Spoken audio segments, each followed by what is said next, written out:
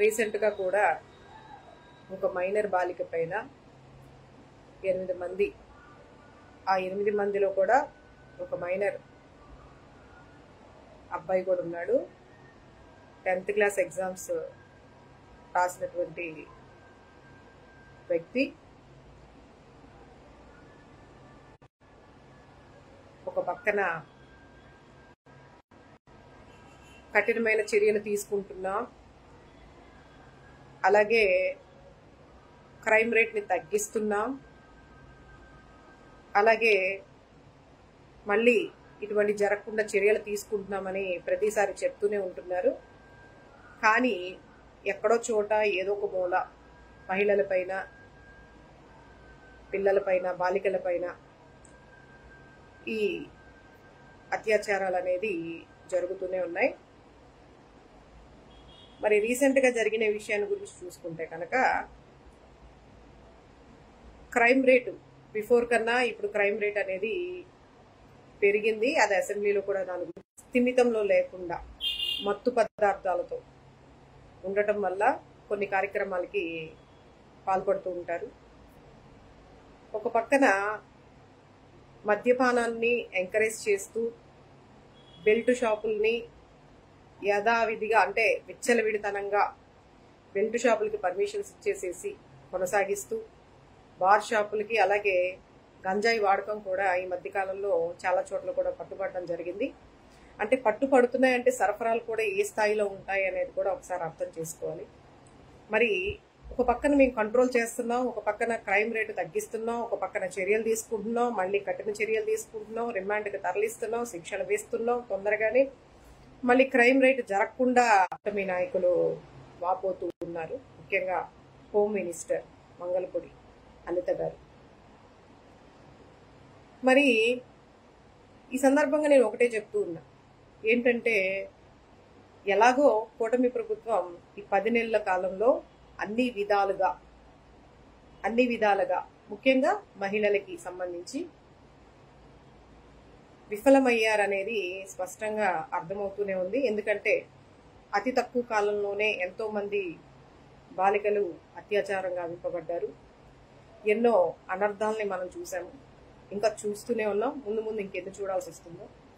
వీళ్ళు యాప్ల్ని మార్చే వాటి మీద పెట్టే శ్రద్ధ, వాళ్ళ గొప్పల్ని చెప్పుకునే వాటి మీద పెట్టే శ్రద్ధ అంతేలేండి. ఎందుకంటే మీరు చూస్తూనే ఉన్నారు కదా, మన మంత్రులు కానీ, ముఖ్యమంత్రులు కానీ, డిప్యూటీ సీఎంలు కానీ, ఎమ్మెల్యేలు కానీ, ప్రతి ఒక్కరు కూడా కూటమి ప్రభుత్వం ఏర్పడిన దగ్గర నుంచి కూడా విందు వినోదాల్లో రీసెంట్గా నిన్న కూడా ఆడుదామా ఆంధ్ర అన్నట్టు కాకుండా ఇప్పుడు వీళ్ళు కొత్తగా ప్రజలతో ఆడుకుందామా అన్నట్టుగా ఈరోజు వీళ్ళ యొక్క నాటకాలు కానీ, వీళ్ళ డ్రామాలు కానీ మనం చూస్తూనే ఉన్నాం.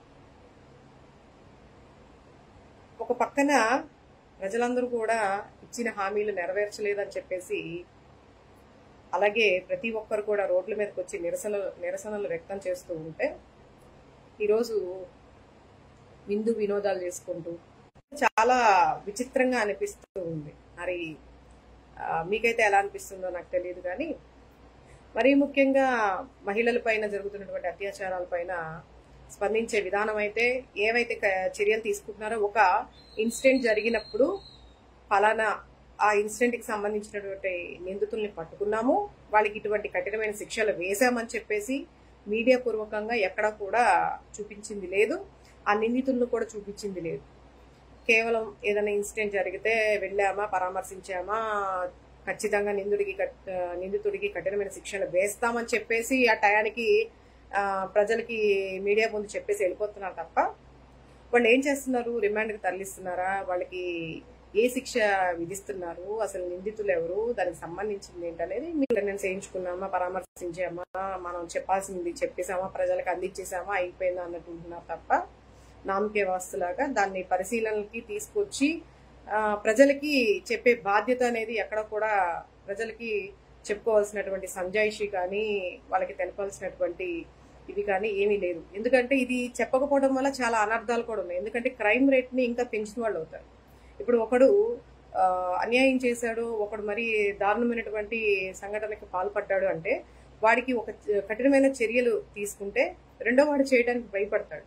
కానీ ఇక్కడ వాడికి ఏమైనా శిక్షలు అమలు పరుస్తున్నారు అనేది తెలపకుండా, ప్రజలకు చెప్పకుండా వదిలేస్తే, దాన్ని అసలు వేస్తున్నారో లేదో కూడా తెలియనటువంటి అలా వదిలేస్తే రేపు ఇంకొకటి చేస్తాడు, వాడిని చూసి ఇంకొకటి చేస్తాడు. ఇలా రోజుకి కొన్ని పదులు లేకుండానే చాలా మంది డౌన్లోడ్ చేసుకున్నారని మీ పబ్లిసిటీనో లేకపోతే మీ పాపులారిటీనో లేకపోతే మీ ఇమేజ్ నో క్రియేట్ చేసుకోవాలని మీరు ప్రయత్నిస్తారు తప్ప నిజంగా నిజాయితీగా నీతిగా ప్రజల సమస్యలపైన మీరు విచారణ జరపట్లేదు. ప్రజలకి, ముఖ్యంగా మహిళలకి ఎటువంటి న్యాయం చేయట్లేదని ఈ సందర్భంగా నేను స్పష్టంగా తెలియజేస్తూ ఉన్నా. ఇంకో విషయం ఏంటంటే, వీళ్ళు ఎలాగో చేయరు కాబట్టి నేను ఆల్రెడీ గతంలో కొన్ని వీడియోల్లో కూడా చెప్పా, ఇలా ఆడపిల్లల పైన అత్యాచారాలు పెరిగిపోతున్నాయి కాబట్టి ఒక జీవం తీసుకురండి. ఏంటి ఆ జీవం అంటే, ప్రతి స్కూల్లో కూడా చిన్నప్పటి నుంచే కరాటీ క్లాసెస్ ని నేర్పించండి. ముఖ్యంగా ఆడపిల్లలకి కరాటీ క్లాసెస్ నేర్పించండి. అదే మగపిల్లలకైతే కుటుంబ విలువలు, ఆడవాళ్ళని సమాజంలో ఎలా గౌరవించాలి ఏంటనేది కూడా కొన్ని, ఆడవాళ్ళని ఏ విధంగా మనం అంటే, ఇప్పుడు ఈ రోజు ఏ గవర్నమెంట్ నమ్ముకోనో, ఏ అధికారిని నమ్ముకోనో, లేకపోతే ఎవరి పేరెంట్స్ నమ్ముకోనో, అంటే పేరెంట్స్ దాకా తీసుకురావట్లేదు పిల్లలు. కాబట్టి గవర్నమెంట్ నమ్ముకొని ఎవరో వస్తారు ఏదో చేస్తారని ఉంటే ఇప్పుడు చిన్న చిన్న పిల్లల మీదే చాలా దారుణాలు జరిగిపోతూ ఉన్నాయి.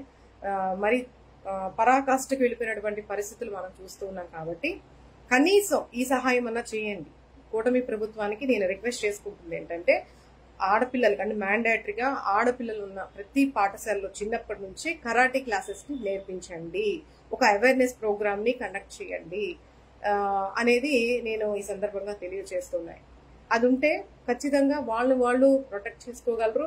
ఏదన్నా విపత్తు వచ్చినప్పుడు కనీసం మినిమం నాలెడ్జ్ అనేది ఉండాలి. కాబట్టి ప్రతి స్కూల్లో కండక్ట్ చేయవలసింది ఈ సందర్భంగా నేను తెలియజేస్తున్నా. ఇది నా యొక్క సలహా.